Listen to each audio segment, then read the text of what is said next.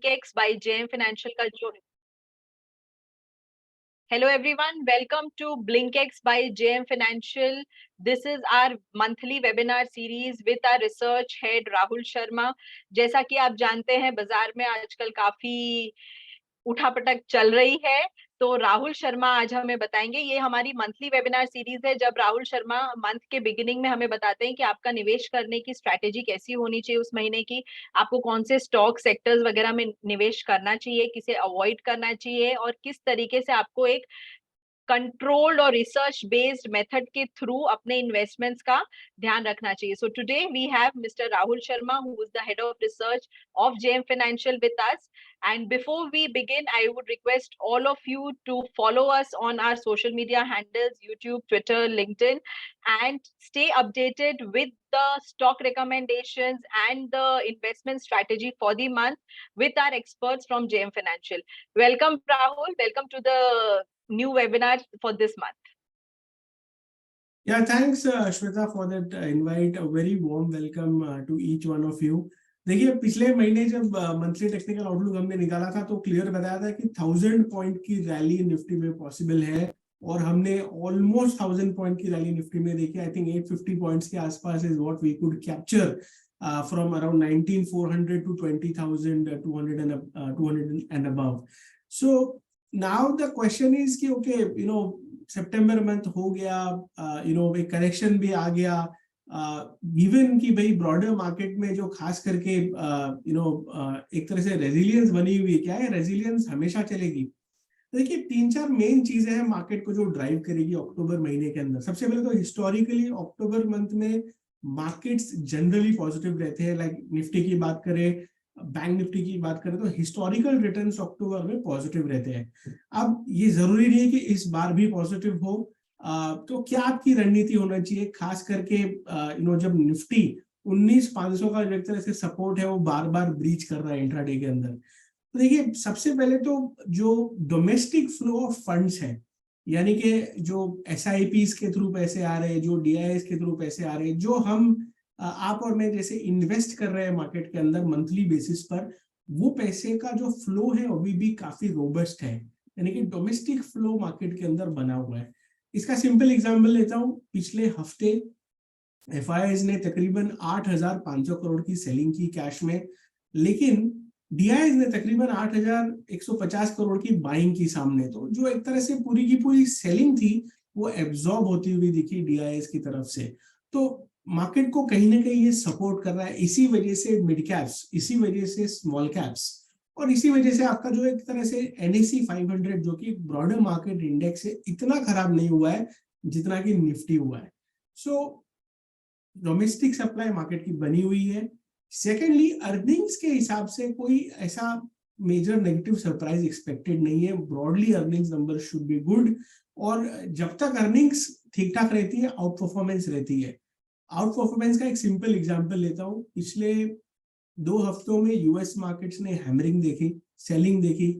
In fact Dow Jones अपने 200 दिन के मूविंग एवरेज के नीचे आ चुका है. वो एवरेज तोड़कर, वो एक टेक्निकल लैंग्वेज में सबसे क्रूशियल सपोर्ट होता है लॉन्ग टर्म चार्ट्स के ऊपर. तो लॉन्ग टर्म चार्ट के ऊपर एक सपोर्ट टूटा यूएस मार्केट्स के अंदर. इसके बावजूद निफ्टी अभी भी 50 दिन के मूविंग एवरेज के आसपास ट्रेड कर रहा है. तो कहाँ 50 दिन का मूविंग एवरेज और कहाँ 200 दिन का मूविंग एवरेज. तो एक तरह से रिलेटिव स्ट्रेंथ जो है हमारे मार्केट्स में अभी भी बनी हुई है. तीसरा, अगर मैं बात करूं तो देखिए, जहां तक एक तरह से शॉर्ट्स, जो डेरिवेटिव्स, जो आजकल खास करके जो लेवरेज पोजीशंस होती है वो डेरिवेटिव्स में होती है और डेरिवेटिव्स कहीं ना कहीं मार्केट को ड्राइव करता है वॉल्यूम्स और पार्टिसिपेशन के हिसाब से. तो देखिए, FIIs के जो शॉर्ट्स है इंडेक्स फ्यूचर्स में हाईएस्ट लेवल पर है पिछले 6 महीने के. सामने रिटेल के जो लॉन्ग पोजीशंस है इंडेक्स फ्यूचर्स में, वो भी हाईएस्ट लेवल है 6 महीने के. तो एक तरह से ये टसल हो चुका है रिटेल और FII के बीच में. और हमने पिछले 2 साल में देखा है कि जब भी ये डेटा एक्सट्रीम पर जाता है, यानी कि या तो एक्सट्रीम FI बेरिश हो जाए और रिटेल बुलिश हो जाए या वाइसा वर्सा, तो मार्केट वहां से रिवर्स करता है. अब ये रिवर्सल कभी आएगा? देखिए, मेरा ये मानना है कि ओवरऑल अगर हम मार्केट का टेक्सचर देखें, मार्केट का एक तरह से जो अंडरटोन देखें, वो अभी भी बाय ऑन डिप का है. तो मैक्रो लेवल पर ऐसा नहीं है कि कोई चीज यहाँ पर चेंज हुई है. यस ग्लोबल मार्केट्स में पेन है, यस इनफैक्ट यूएस में बॉन्ड मार्केट्स में एक तरह से बॉन्ड यील्ड्स में कहां से कहां मूवमेंट आ चुका है। इनफैक्ट वहां का जो रसल इंडेक्स है यूएस मार्केट्स में, जैसे जो स्मॉल कैप स्टॉक्स है उनको ट्रैक करने के लिए रसल इंडेक्स माना जाता है, वो भी एक तरह से ब्रेकडाउन दे चुका है।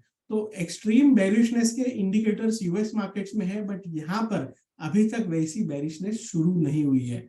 सो आज का जो सेशन है उसमें हमने डिजाइन किया है कि आपको वो चार्ट्स आपको वो दिखाए, आपको डेटा दिखाए, जिसको देखकर आप भी एक व्यू फॉर्मुलेट कर सकते हो, और साथ में हमारा जो व्यू है उसके पीछे रैशनल समझ सकते हो कि क्यों हम यहाँ पर एक स्ट्रैटेजी, और ये स्ट्रैटेजी आपको बने रहना है लास्ट तक। ये स्ट्रैटेजी जो है इस महीने के लिए वो काफी डिफरेंट है, पिछले महीने की जैसी नहीं है स्ट्रैटेजी कि आपने कुछ भी बाय कर लिया और पैसा बन गया मार्केट के अंदर, शायद वैसा इस महीने नहीं हो। तो थोड़ी सी रणनीति में आपको यहाँ पर फेरबदल करना है, और जो मार्केट का जो अंडरटोन है यहाँ पर, इनफैक्ट भले ही बाय ऑन डिप वाला है, इसका मतलब ये नहीं है कि ट्रेडिंग आसान रहेगी, ट्रेडिंग थोड़ी सी डिफिकल्ट जरूर रहेगी। और अगर मैं हिस्ट्री के हिसाब से जाता हूँ तो मैं ऑप्टिमिस्टिक हूँ कि मंथ एंड पर हम वापस ग्रीन में आएंगे। तो Rahul, before we go to the strategy, मैं आपसे पूछना चाहती थी कि जैसे हमने मार्च में मार्केट का माहौल काफी खराब होते हुए देखा था, तो अभी अक्टूबर में आपको कैसा लग रहा है? मतलब कितना सही है, कितना खराब है, how good, how bad, what is the position of the market according to you? देखिए, मेरा सिंपल मानना है कि सबसे जो स्मार्टेस्ट ट्रेडर्स है, सबसे ज्यादा जो रिस्क लेते हैं वो है ऑप्शन ट्रेडर्स। और ऑप्शन ट्रेडर्स का एक तरह से मूड माहौल जानने के लिए इंडिया विक्स एक ऐसा इंडेक्स है, इंडिया विक्स, जो कि एक तरह से थर्मोमीटर बोलते हैं मार्केट के सेंटिमेंट का। और ये थर्मोमीटर खाली आई थिंक थर्सडे को बढ़ा था, थर्सडे के दिन आई थिंक 12 के आसपास का फिगर दिखाया था इसने, जो कि इतना हाई नहीं है। यूएस का जो इंडिया विक्स है, सॉरी यूएस का जो विक्स इंडेक्स है, वोलेटिलिटी इंडेक्स है, वो 17-18 के आसपास मैंने देखा था वीकेंड पे जब मैं चार्ट देख रहा था। तो वहां पर थोड़ा फियर ज्यादा है, यहाँ पर अभी भी वो फियर फैक्टर जो है वो आया नहीं है। तो अगर ऑप्शन ट्रेडर्स डरे हुए नहीं है तो मेरे हिसाब से जो डिलीवरी में माल लेके रखे हुए हैं, जिनका पोर्टफोलियो है, उन्हें यहाँ पर डरने की कोई जरूरत नहीं है। तो 19500 का अगर निफ्टी ये जो ब्रेक करता है लेवल, तो आप फिर बॉटम या करेक्शन कहाँ तक, किस लेवल्स तक देख रहे हैं? ये देखिए 19500 टेक्निकली इंपॉर्टेंट हो जाता है, बिकॉज सितंबर की जो एक्सपायरी हुई थी उस दिन ये लो लगा था 19492 के आसपास का। उसके बाद मार्केट ने एक रिकवरी का अटेम्प्ट दिया, लेकिन रिकवरी जो थी थोड़ी शैलो थी, यानी कि डेटा के अंदर कोई ज्यादा फेरबदल नहीं हुआ और एक बाउंस बैक था ये। अब आज के सेशन में इनफैक्ट जो एक तरह से फॉलो बाइंग आनी थी मार्केट के अंदर नहीं आई, और कहीं ना कहीं वापस हम वही 1900 के आसपास आके अटक गए। देखिए टेक्निकली इसके नीचे मेरे हिसाब से स्लाइड तो आना चाहिए, लेकिन परसेंटेज वाइज स्लाइड शायद बड़ा ना हो, बट मुझे जो लग रहा है वो ये लग रहा है कि टाइम करेक्शन हो सकता है। जब तक हम 19800 नहीं निकालते, मार्केट के अंदर टाइम करेक्शन होने की एक्सपेक्टेशन है। अब टाइम करेक्शन का सिंपल मतलब ये है कि घूम घाम के मार्केट वही रहेगा, बट जो चॉपीनेस रहेगी मार्केट के अंदर, जो एक तरह से रेंज बाउंड मूवमेंट रहेगा, वो शायद मोमेंटम ट्रेडर्स को परेशान कर सकता है। वो शायद मोमेंटम ट्रेडर्स का जो एक तरह से जो लोग बड़े मूव्स देखने की आदत होती है, वो शायद मार्केट में देखने को ना मिले। बिल्कुल। तो मैं अपने दर्शकों को एक बात और बताना चाहती हूँ कि राहुल शर्मा हमारे साथ ट्विटर पे रहेंगे थर्सडे को, जो कि 5th अक्टूबर है, and he will answer all your queries related to markets और stocks. So please follow our Twitter handle GetBlinkX and get your queries answered by the very own Rahul Sharma, the research head of JM Financial. Yes, now let's begin with the strategy for today, and then after the strategy, we will take the questions and answers for all of you. अच्छा Shweta, before एक background में एक check कर लीजिए, मैं जो YouTube पे हमारी जो लिंक है उसे क्लिक कर रहा हूँ तो वहां पर वीडियो लोड नहीं हो रहा है YouTube के अंदर, तो शायद कोई टेक्निकल प्रॉब्लम ना हो। मैं नहीं चाहता हूँ कि ये हमारा जो व्यू शेयरिंग हो वो यहाँ पर मिस आउट कर Sure. जाए हमारे पार्टिसिपेंट। हाँ, मैं चेक करा देती हूँ क्योंकि I am able to watch this on YouTube. Perfect perfect. तो मीनवाइल आप चेक रखिए अपना जारी, और अगर कोई टेक्निकल है चैलेंज तो मुझे डेफिनेटली हाईलाइट करना। मैं यहाँ पर कुछ चार्ट जो हमने इनफैक्ट जो मैं वीकेंड पर स्कैन कर रहा था, उसमें काफी सारे ऐसे इनपुट्स मिले देखने को जहां पर हमें लगा कि इस बेसिस पर एक व्यू फॉर्म करना चाहिए। तो let's take you through that technical journey, और एक तरह से जो होमवर्क हम करते हैं वो आपको शेयर करेंगे यहाँ पर।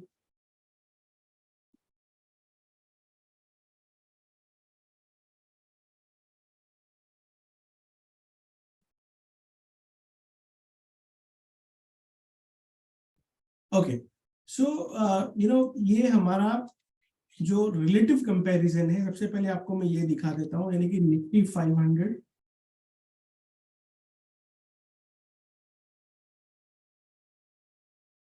डिवाइडेड बाय द S&P 500, जो कि हमारी यूएस मार्केट्स है, यूएस मार्केट की ब्रॉडर इंडेक्स है।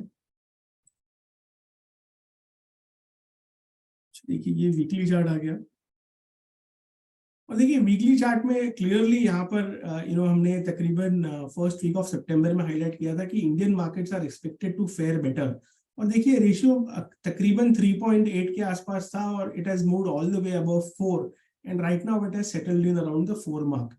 सो ऑन अ रिलेटिव स्केल यहाँ पर एज ऑफ नाउ कोई दिक्कत दिखाई नहीं दे रही है। अब अगर यूएस मार्केट्स यहाँ से रिबाउंड करते हैं तो वहां पर हमें लगता है कि एक तरह से जो हमारी रेजिलियंस है मोमेंटम में कन्वर्ट होती हुई दिखाई देगी।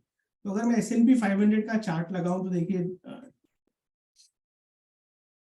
ये डेली चार्ट में आपका 200 दिन का मूविंग एवरेज हो गया, तो ये 200 दिन का मूविंग एवरेज मल्टीपल बार पिछले 3-4 सेशन में ब्रीच करने की कोशिश की है। आई थिंक डाउ जोन्स इस एवरेज को तोड़ चुका है। जहां तक डाउ जोन्स इंडेक्स का सवाल है, यस, ये इंडेक्स ने ये 200 दिन का मूविंग एवरेज ब्रीच कर दिया 27 सितंबर को, और इनफैक्ट देखिए जो बड़ी ट्रेंड लाइन है इसने ये भी ब्रीच किया। तो अर्ली सिग्नल यहाँ पर जनरेट हुआ था सेल का, और इसी पीरियड में हमने रिलेटिवली यहाँ पर निफ्टी में एक नया हाई लगाया, और एक तरह से अब हम एक पुल बैक के तरफ देख रहे हैं। तो देखिए जहां तक यूएस मार्केट्स का सवाल है तो डेफिनेटली यहाँ पर प्रेशर है। अगर मैं यहाँ पर एक सिंपल मोमेंटम इंडिकेटर यानी आरएसआई का सेटअप देखूं तो आरएसआई यहाँ पर डाउ जोन्स का जो है वो 30 की तरफ पहुंच चुका है, और देखिए हिस्टोरिकली जब जब ये आरएसआई 30 की तरफ जाता है तो वहां पर एक रिबाउंड देखने को मिलता है। लास्ट टाइम ये आया था मार्च महीने में, इसके पहले ये देखने को मिला था हमें तकरीबन सितंबर 2022 में। तो देखिए 3 इंस्टेंस हो चुके हैं पिछले 12-18 महीने में जब ये आरएसआई 30 के आसपास गया और हमने एक बड़ी रिकवरी देखी ग्लोबल मार्केट्स में यूएस मार्केट्स के दम पर। तो यहाँ पर मुझे क्लियरली लग रहा है कि यूएस मार्केट्स ओवरसोल्ड है। हो सकता है 2-4 सेशन यहाँ पर और वीकनेस बनी रहे, लेकिन मुझे लगता है कि खास करके डाउ जोन्स के अंदर यहाँ पर एक स्ट्रॉन्ग केस है रिवर्सल का, क्योंकि रिस्क जो है वो लीस्ट एक तरह से टेक्निकल इंडिकेटर्स के हिसाब से लीस्ट लेवल पर खड़ी हुई है। तो maybe around 300-400 points here and there, but एक बॉटम यहाँ पर डाउ जोन्स में देखने को मिल सकता है एनी टाइम सून। अब दूसरा जो मैं रिलेटिव कंपैरिजन की मैं बात कर रहा था, वो मैं बात कर रहा था पीएस कौन से सेक्टर्स हैं जो यहाँ पर स्ट्रॉन्ग खड़े हुए हैं। देखिए सबसे पहले तो जो हमारा सेक्टर है वो है निफ्टी पीएससी इंडेक्स। ये पीएससी इंडेक्स लगातार काफी मजबूती दिखाई है इस इंडेक्स ने। अगर मैं इसको सिंपल रेशियो चार्ट के साथ कंपेयर करूं तो पीएससी इंडेक्स बाय निफ्टी 50 करेंगे तो यहाँ पर एक तरह से नया हाई लगा है रेशियो के अंदर, और हर वो डिप जो भी पीएससी इंडेक्स में आई है बाय होती हुई दिखी है, और निफ्टी के कंपैरिजन में यहाँ पर स्ट्रेंथ जो है वो काफी मजबूत रही है। तो क्लियरली यहाँ पर पीएससी इंडेक्स में तेजी जारी है। हमने थोड़ा प्रॉफिट बुकिंग करने को जरूर कहा था कुछ हफ्ते पहले, लेकिन मुझे लगता है कि सिलेक्टिवली जो स्टॉक्स नहीं चले हैं उनमें फोकस करना चाहिए, जिनमें तेजी अभी तक नहीं आई या फिर तेजी आने के बाद एक कूलिंग ऑफ हो चुका है, उन स्टॉक्स के अंदर आप पार्टिसिपेट करके इस तेजी में आप तेजी में पैसे कमा सकते हैं।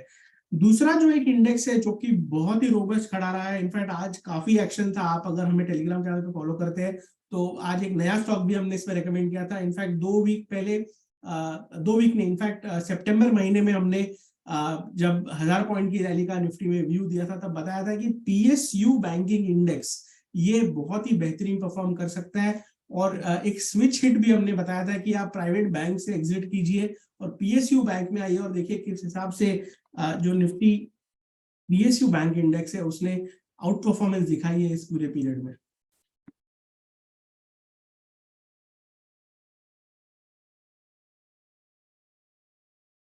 या निफ्टी पीएसयू बैंक इंडेक्स देखिए डेली चार्ट है ये, इसमें हमने तकरीबन अर्ली सितंबर में यहाँ इस तेजी को पकड़ा था 4700 के आसपास। अब ये फर्स्ट राउंड ऑफ रैली आया, कंसोलिडेशन आया, और आज एक नया ब्रेकआउट देखने को मिला है पीएसयू बैंक इंडेक्स में। तो पीएसयू बैंक इंडेक्स काफी जबरदस्त है, in fact one of the best sectoral setups में से है, और अगर मैं इसको निफ्टी के साथ भी कंपेयर करूं तो काफी बेहतरीन सेटअप है। इनफैक्ट और भी अपसाइड यहाँ पर आती हुई लग रही है। इनफैक्ट आपको याद होगा पिछले जो मंथली वेबिनार है उसमें हमने ये रेक्टेंगल का एक ब्रेकआउट बताया था कि एक बड़ा रेक्टेंगल से ब्रेकआउट हुआ है और ये रेशियो चार्ट लंबा चल सकता है ऊपर में। तो तो ये जो एक तरह से आउट परफॉर्मेंस है पीएसयू बैंक इंडेक्स में अभी भी जारी है। दूसरा जो सेक्टोरल इंडाइस है जो मुझे लगता है कि अच्छा परफॉर्म कर सकता है खास करके मोमेंटम के हिसाब से, तो वो है ऑटो इंडेक्स। देखिए ऑटो इंडेक्स में क्या हुआ है कि एक अच्छी तेजी थी, कूलिंग ऑफ हुआ है और एक क्रूशियल सपोर्ट के पास ऑटो इंडेक्स ट्रेड कर रहा है।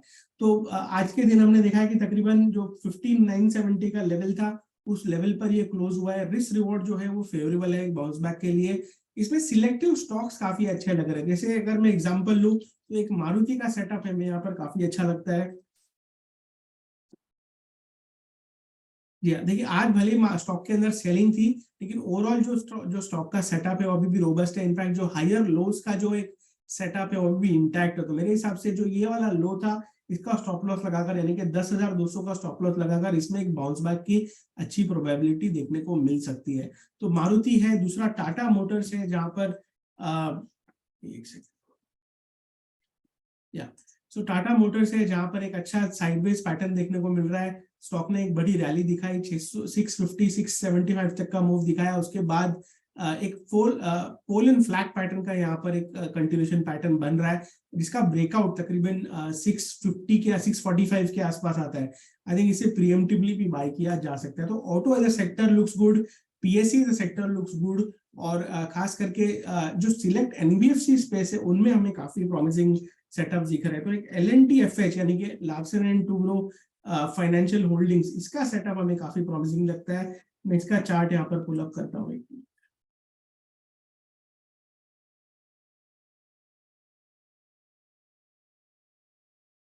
L&T फाइनेंशियल होल्डिंग्स, ये देखिए यहाँ पर L&T फाइनेंशियल होल्डिंग्स में एक नया ब्रेकआउट, इनफैक्ट फ्रेश ब्रेकआउट देखने को मिला है फ्राइडे के सेशन में।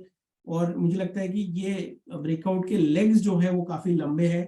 तो अगर मैं लेवल्स की बात करूं तो तकरीबन आपको 150 रुपीज तक की अपसाइड यहाँ पर LNTFH में देखने को मिल सकती है। ये देखिए ये ब्रेकआउट है, और खास करके जो लास्ट 2 सेशन के वॉल्यूम्स है वो भी यहाँ पर काफी प्रॉमिसिंग दिखाई दे रहे हैं। तो काफी अच्छा सेटअप है LNTFH में, और मुझे लगता है कि 150 तक जा सकता है। एक और स्टॉक है जिसका टारगेट सिमिलर है, जिसकी प्राइसेस सिमिलर है, वो है BHEL। BHEL पे देखिए एक अच्छा राउंडिंग बॉटम यहाँ पर देखने को बना है। इसमें करेक्शन जरूर हुआ था अर्ली सितंबर में, लेकिन उसके बाद स्टॉक ने एक बेस बनाया, और मुझे लगता है कि अब ये वापस तैयार है 145 150 के लेवल्स ऊपर में टेस्ट करने के लिए। तो ये एक दूसरा स्टॉक है जिसमें सेटअप जो है वो काफी प्रॉमिसिंग लग रहा है। स्टॉप लॉस आपको लगाना होगा, ये जो लो है 121 का लो है, 121 का स्टॉप लॉस लगाइए, और इसमें लगता है कि 150 तक की अपसाइड आपको BHEL में भी देखने को मिल सकती है। एक ऐसा PSU बैंक स्टॉक है जिसमें हमने आज ही एक नया इनिशिएशन लिया, महाराष्ट्र बैंक, और या बैंक ऑफ महाराष्ट्र जिसको हम लोग बोलते हैं। इसमें एक अच्छा सेटअप देखने को मिला है। तो देखिए आज के सेशन में एक तरह से ये जो प्रीवियस डबल टॉप थे तकरीबन 49 के आसपास, इसको निकालने की कोशिश हुई है। रिलेटिव वॉल्यूम्स कल के कंपैरिजन में, फ्राइडे के कंपैरिजन में बेहतर है, और मुझे लगता है कि तकरीबन 55 रुपए तक की टारगेट बैंक ऑफ महाराष्ट्र में भी देखने को मिलना चाहिए। हमने जो प्रीवियस मंथली जो हमारा आउटलुक हुआ था उसमें यूनियन बैंक ऑफ इंडिया का व्यू शेयर किया था। अगर आपको याद होगा तो उस वक्त तकरीबन ये 90 रुपीज के आसपास ट्रेड कर रहा था, if I am not wrong. So मुझे याद है तकरीबन फर्स्ट वीक ऑफ सितंबर में इसका हमने किया था, व्यू कवर किया था इसको। और इस महीने इनफैक्ट पिछले 4 हफ्तों में जो फिनोमिनल अपमूव देखने को मिला है, 112 तक ये स्टॉक पहुंचा। मुझे लगता है अभी भी ये डन नहीं है। 120 तक के टारगेट्स मुझे लगता है कि यूनियन बैंक में देखने को मिल सकते हैं। अगर आपने स्टॉक बाय किया है हमारे राय पर तो बने रहे, थोड़ा प्रॉफिट बुक जरूर कर ले, बिकॉज काफी अच्छा मूव देखने को मिला है। या स्टॉप लॉस ट्रेल कर ले, आपका 100 रुपीज पे स्टॉप लॉस ट्रेल कर ले, और मुझे लगता है 120 तक का टारगेट इसमें बहुत जल्द देखने को मिल सकता है। तो PSU बैंक्स में एक तरह से जो मजबूती है वो बनी हुई है। एक और PSU बैंक यहाँ पर मैं डिस्कस करूंगा, वो है बैंक ऑफ बड़ौदा। तो बैंक ऑफ बड़ौदा में भी सिमिलर सेटअप है। इनफैक्ट इसमें एक ब्रेकआउट अभी तक आया नहीं है, आ सकता है ब्रेकआउट इस वीक में। और इसका जो ब्रेकआउट लेवल है वो है 220 का, 218 के आसपास ये क्लोज हुआ है 220 का, और मुझे लगता है कि एक फ्रेश ब्रेकआउट बनेगा यहाँ पर जो हमें 240 तक ले जा सकता है बैंक ऑफ बड़ौदा में। तो यहाँ पर भी नजर होनी चाहिए। आज के सेशन में इसमें भी थोड़े रिलेटिव वॉल्यूम्स अच्छे थे फ्राइडे के कंपैरिजन में, लेकिन अगर ये 220 निकलता है मेरे हिसाब से तो इसे फ्रेश बाय इनिशिएट किया जा सकता है बैंक ऑफ बड़ौदा में। तीसरा एक स्टॉक है जो NBFC स्पेस से है, जिसमें काफी एक एक्सप्लोसिव सेटअप है। लेकिन ये एक्सप्लोसिव सेटअप तभी संभव होगा निफ्टी में अगर वीकनेस खत्म होती है तो, क्योंकि थोड़ा सा ब्रॉड बेस्ड स्टॉक है ये। बजाज फाइनेंस में इनफैक्ट मल्टीपल रेजिस्टेंसेस है 8000 के आसपास, तो आप चार्ट पे देखेंगे मल्टीपल टाइम स्टॉक ने 8,000 के आसपास रेजिस्टेंस लिया है। आज इसने ऑलमोस्ट 8,000 का लेवल टेस्ट करने की कोशिश की, लेकिन अगर ये 8,000 का लेवल निकल जाता है तो मुझे लगता है कि इमीडिएट बेसिस में आपको 10 से 15% की 10 से 12% की अपसाइड आपको बजाज फाइनेंस में देखने को मिल सकती है। तो इसे कंडीशनल ट्रेड की तरह लीजिए। अगर 8,000 का लेवल डिसाइसिवली निकल रहा है और साथ में निफ्टी में अगर मंदी नहीं हो रही, तो मुझे लगता है कि एक हैवी वेट स्टॉक है जिसमें एक बड़ी अपसाइड आपको अक्टूबर महीने में प्ले करने को देखने को मिल सकती है। तो अभी ये कंडीशनल ट्रेड है, लेकिन अगर ये ब्रेकआउट आएगा तो आप लेना, और इसमें मुझे लगता है कि कॉल ऑप्शंस के जरिए पार्टिसिपेट करना बेस्ट रहेगा। अगर आपने आज हमारा टेलीग्राम चैनल देखा तो 1700 का कॉल ऑप्शंस हमने आज रेकमेंड किया था। इंट्राडे में काफी अच्छा मूव रहा, तकरीबन 20% मूव कर गया कॉल ऑप्शंस, और मुझे लगता है कि अगर 8,000 का लेवल निकलेगा तो ये और भी मूव कर सकता है। तो ये जो सेट ऑफ आइडियाज है जो हमें काफी अच्छे लग रहे हैं, स्पेशली गोइंग इनटू अक्टूबर, जहां पर हमें लगता है कि एक स्टॉक स्पेसिफिक अप्रोच रख के आपको काम करना चाहिए जब तक निफ्टी 19,800 नहीं निकलता। देखिए स्ट्रेटेजिकली हमने पिछले महीने आपको कहा था कि आप मिड और स्मॉल कैप से निकल जाइए और लार्ज कैप में शिफ्ट कीजिए। मेरे हिसाब से अब वापस जैसी मार्केट 19,800 निकलेगा तो second round of up move देखने को मिलेगा हमें मिड और स्मॉल कैप्स के अंदर, जहां पर हमें लगता है कि वापस जो एक तरह से जो फ्लैम्बॉयंस था मिड और स्मॉल कैप्स का वापस आता हुआ लगेगा। तो मुझे लगता है कि सिलेक्ट स्टॉक्स में काम करे, सिलेक्ट सेक्टर्स में काम करे। As of now 3 sector clearly जो दिखाई दे रहे हैं वो PSE, PSU और ऑटो, और NBFC में LNTFH इन पर्टिकुलर, क्योंकि इसमें ब्रेकआउट आ चुका है।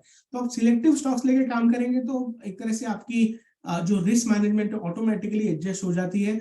और अगर निफ्टी 19,800 निकल जाता है तो मेरे हिसाब से एक तरह से जो बेरिश सेटअप है, एक तरह से जो मार्केट में बेयर से उनका पोजीशन चैलेंज होगा, शॉर्ट कवरिंग देखने को मिलेगी, और वापस फिर निफ्टी मुझे लगता है कि जो हमारे अर्लियर टारगेट्स थे 20,400 एंड अबव के वापस रिएक्टिवेट होंगे और निफ्टी एक तरह से बुलिश जोन में वापस जाता हुआ दिखेगा। तो फॉर द मंथ ऑफ अक्टूबर 19,500 के नीचे ध्यान बेरिश रहेगा, 19,200 तक जाने की संभावना है। और अगर 19,800 निकल जाता है एनी पॉइंट इन टाइम, या 19,200 जाकर हम रिवर्स करते हैं, तो वहां से फिर जो रिवर्सल आएगा मुझे लगता है कि लंबी तेजी देखने को मिल सकती है, खास करके हेवीली ओवरसोल्ड टेरिटरी से जब घूमेगा तो मेरे हिसाब से वापस निफ्टी के अंदर एक 20,000 का मूव देखने को मिल सकता है। तो ये स्ट्रैटेजी है as of now to begin with the month of अक्टूबर।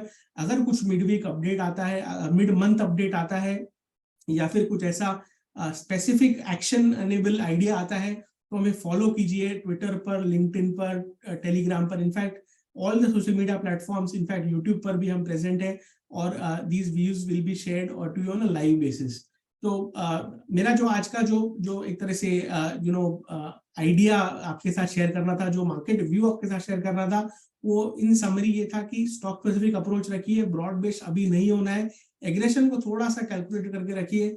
एक बार once we are out of the woods, मेरे हिसाब से फिर आप जाके मार्केट के अंदर वापस वैसी वाली मोमेंटम वाली तेजी एक्सपेक्ट करके चल सकते हैं। तो राहुल, आपने इस बार बताया है कि हमें बॉटम अप अप्रोच रखना चाहिए और टॉप डाउन अप्रोच को अभी कुछ टाइम के लिए फॉलो नहीं करना चाहिए, राइट?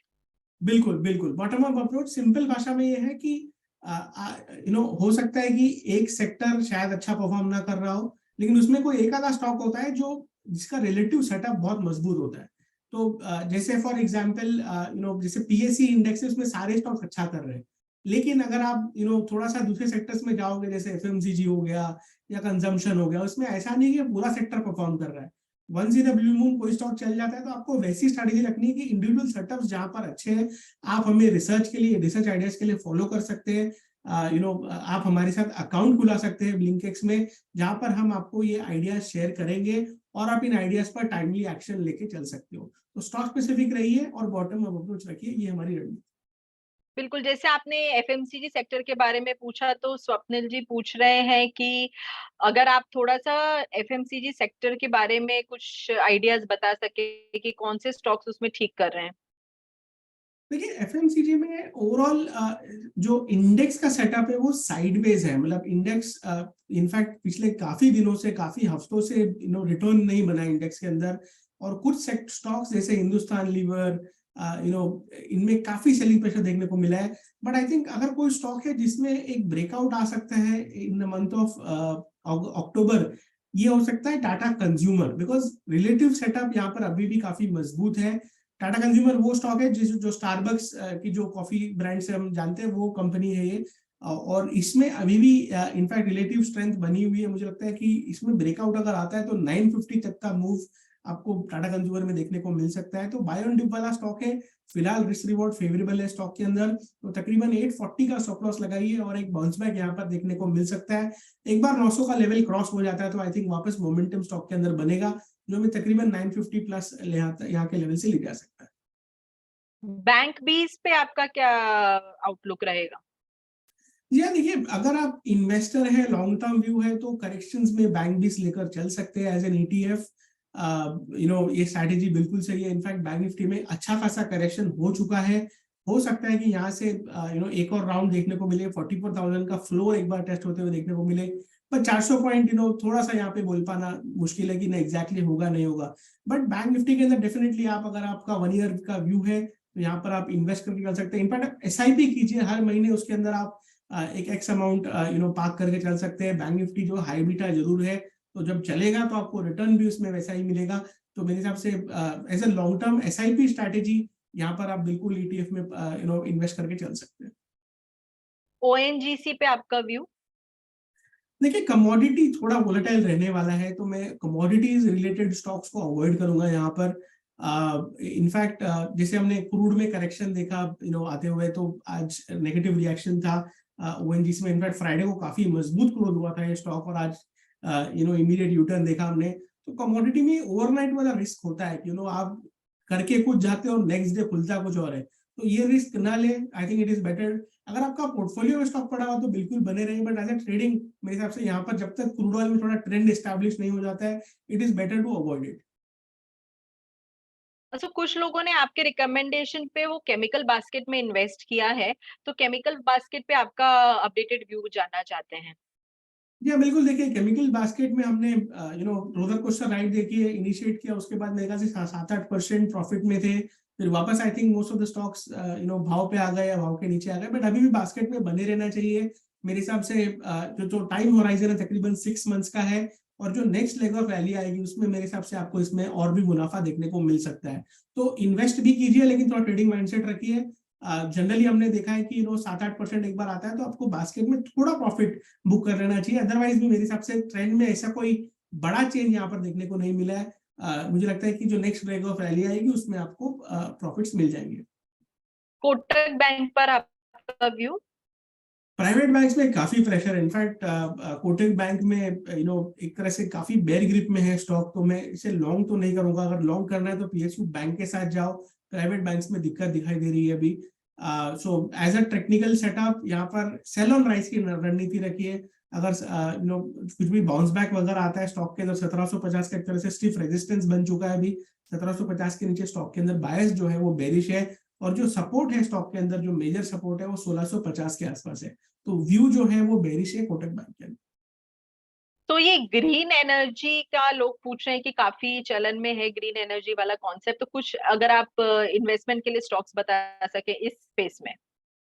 जी हाँ, बिल्कुल। डेफिनेटली यहाँ पर इस स्पेस में काफी कुछ सुनने करने को मिल रहा है, लेकिन एज ऑफ नाउ टेक्निकली कोई ऐसा कैंडिडेट इवेल्युएट करके सामने नहीं आया हमारे, जो यहाँ पर 3-6 महीने के टाइम फ्रेम के बाद हमें बाय करके चलना चाहिए। डेफिनेटली गवर्नमेंट का भी काफी पुश है, काफी कुछ हाइड्रोजन पे भी हो रहा है, बट आई थिंक थोड़ा सा मार्केट को पहला मूव लेने देते। वो एक कहावत है कि ट्रेन का इंजन बन के मत चलो, आप डब्बा बन के चलो, तो आपके लॉसेस कम होंगे। तो यहाँ पर इंजन बनने की कोशिश मत करो, डब्बा बन के चलते हैं। Let the market take the first move, उसके बाद शायद हम उसके पीछे पीछे जाके पैसा बना सकते हैं। गोल्ड पे आपका आउटलुक?